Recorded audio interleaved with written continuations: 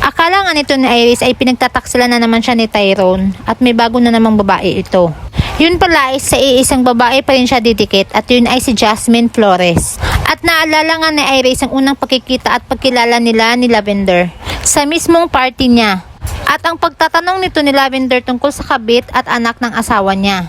Samantala ay magkausap naman sina Jasmine at Tyrone sa telepono. Iba na daw di umano ang kinikilos nitong si Iris, sabi ni Tyrone sa kanya. At mukhang nagdududa na daw ang asawa niya. Napansin rin daw ito ni Jasmine at baka daw ay napapraning lang sila ni Tyrone. Tumawag lang daw itong si Tyrone para sabihin kay Jasmine na kailangan nilang mag-ingat. At siguraduhin na paniwala nila ang mga Benavides na magkaaway nga si Jasmine at Tita Aster niya. Magkasama naman si Mang Birting at Aster sa restaurant at nagtanong si Mang Birting kung sigurado daw ba itong si Aster sa gagawin nito. Kailangan daw gawin yun ni Aster. Nagboluntaryo naman itong si Mang Birting na siya na lang ang gagawa. Sinabihan naman siya ni Aster kung kaya daw ba nito makipag-usap kay Vittorio. Kung gusto daw makipaglaro ni Vittorio ay makikipaglaro din daw si Aster sa kanya. Pumasok na nga si Aster sa restaurant at tinapitan sina Vito at Heather na kumakain. Nabigla naman si Vito nang makita si Aster. Si Heather naman ay tahimik ngunit kinakabahan. Kinumusta naman ni Vito si Aster ngunit ang sagot sa kanya ng ginang ay hindi daw siya okay. Dahil hindi pa rin daw nakikita ang anak niyang si Marigold. Naikwento din ni Aster na doon din sa restaurant na yun sila kumakain ni Marigold. Madalas rin daw doon si Vito at hindi naman daw niya napapansin ang mag-ina doon.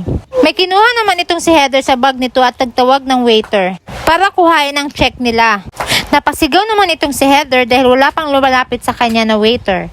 Nilapitan naman agad siya ni Vittorio at doon ay nakakuha naman ng pagkakataon si Aster para mailagay ang isang recorder sa bag ni Heather. Galit na galit naman itong si Heather na nakauwi na sila ng daddy Vito niya. Nananadya, nagpaparinig at nagpapahiwatig nga daw itong si Aster sa kanya. Hindi naman alam na mag-ama na nakikinig sa kabilang linya sina Aster at Agent Pascual. Wala pa daw napapatunayan ng mga ito, sagot naman ni Vito sa kanyang anak. At pilit naman na pinapakalma ni Vito si Heather at sinasabing maging okay lang ang lahat. Ngunit pilit pa rin nagwawala itong si Heather at sinasabing ayaw nga nitong makulong. Hindi daw nito sinasadya ang pagkamatay ni Marigold. Aksidente lang daw ang nangyari at ito daw si Marigold ang nauna makipag-away sa kanya. Nanginginig at tumiiyak na nga itong si Heather at sinabi sa kanyang daddy Vito na nakita nito ang lahat. Hindi daw ito pababayaan ni Vito at kinuha agad ang gamot nito sa bag. Kailangan daw nitong si Heather na kumalma at ibinigay nga kay Heather ang gamot nito at ipinainom. Samantala ay umiiyak naman si Aster nung makumpirma niyang anak nga ni Vittorio ang pumatay sa anak niyang si Marigold.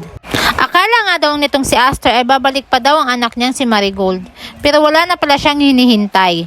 Nung napakalma na nga ni Vito si Heather ay niligpit na nga niya ang mga gamit ni Heather sa bag at doon ay nakita niya ang recorder na inilagay ni Aster. Nagdududa naman na tiningnan ito ni Vito. Samantala, may dumating naman na pulis sa venue kung saan gaganapin ang party ni na Tyrone at Iris. Tumunog naman ang cellphone ni Iris at kausap nga niya ang mga pulis na siyang datakip pala kay Jasmine doon sa venue ng kanilang party. Nauna namang dumating si Tyrone sa venue at kinausap agad si Jasmine. Sabi nga nito ay iba na ang kinikilos ni Iris tulad ng sabi niya sa telepono. Kaya kinakabahan daw siya sa mga gagawin nila. Tinanong naman ni Jasmine si Tyrone kung bakit niya ginagawa ang mga yun. Dahil daw sa pagkakataon na makita niya ang anak niya.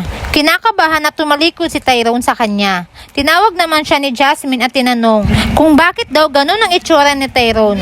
Sagot sa kanya ni Tyrone ay parang huli na daw ang lahat.